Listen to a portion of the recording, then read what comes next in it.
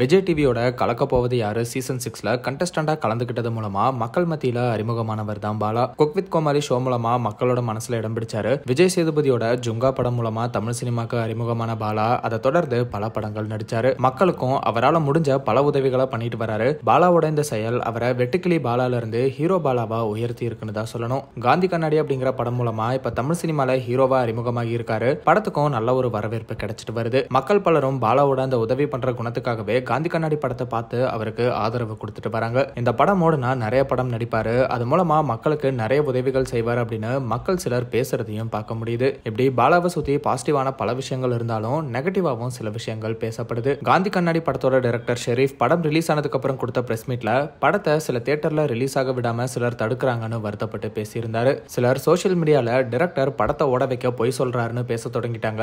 இது மட்டும் இல்லாம சிலர் பாலாக்கு எப்படி ஹெல்ப் பண்ண இவ்வளவு காசு வருது, இவர் யாரோட பினாமியா இருக்காரு, ஒரு நாள் உண்மை என்ன அப்படிங்கறதெல்லாம் தெரிய வரும்னு ஒரு பக்கம் விமர்சனமும் பண்ணிட்டு வராங்க. இந்த ஒரு சூழ்நிலையில டைரக்டர் ஷெரீப் மற்றும் பாலாவே இதுக்கு விளக்கம் அளிச்சிருக்காங்க. டைரக்டர் ஷெரீப் என்ன சொல்லியிருக்காருன்னா, நான் படம் ரிலீஸ் ஆனதுக்கு அப்புறம் கொடுத்த பிரஸ் மீட்ல சொன்னது எல்லாமே உண்மைதான். அதுக்கப்புறம் தான் பிரச்சனையெல்லாம் சரியாகி நிறைய தியேட்டர்ஸ்ல படம் ரிலீஸ் ஆச்சு அப்படின்னு விளக்கம் கொடுத்திருக்காரு. பாலாவும் சிலர் நான் யாரோட பினாமின்னு சோசியல் மீடியால பேசிட்டு இருக்காங்க, எனக்கு பின்னாடி அவர் இருக்காரு இவர் இருக்காரு, உண்மை நிலவரம் தெரிய வரும்னு பேசுறாங்க. எனக்கு உதவி பண்ண காசு கிடைக்க காரணமே நான் ஒரு நாளைக்கு 7-8 ஷோ பண்றேன், ஓடி ஓடி உழைக்கிறேன், என் கார்ல போய் பாருங்க நான் எவ்வளவு கிலோமீட்டர் டிராவல் பண்றேன்னு தெரியும், என் பின்னாடி வேற யாரும் இல்ல மக்கள் தான் இருக்காங்க, நானும் இதெல்லாம் கண்டுக்க வேணாம்னு தான் நினைச்சேன், ஆனா சொந்த காசுல உதவி பண்ணாலும் எங்க இருந்து உனக்கு காசு வருதுன்னு கேட்டு மனசை ரொம்ப கஷ்டப்படுத்துறாங்க, நான் உதவி பண்றதுல இவங்களுக்கு என்ன பிரச்சனை அப்படிங்கிறது தெரியல, ஒரு 5-6 நாளா இப்படி நிறைய பாக்குறேன் அப்படின்னு பாலா ரொம்பவே வருத்தப்பட்டு பேசியிருக்காரு. அதை தொடர்ந்து டைரக்டர் ஷெரீஃபும் பேசும்போது படம் வெளியானதுக்கு அப்புறம் நிறைய ஃபேக்கான நெகட்டிவ் ரிவ்யூஸை சிலர் பரப்பிட்டு வந்தாங்க,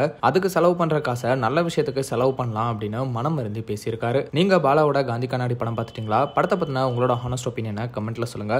அந்த மாதிரி சினிமா, சீரியல்ஸ் அண்ட் ட்ரெண்டிங்கான அப்டேட்ஸை பத்தி தெரிஞ்சுக்க நம்ம ட்ரெண்ட் டாக் சேனலை சப்ஸ்கிரைப் பண்ணுங்க.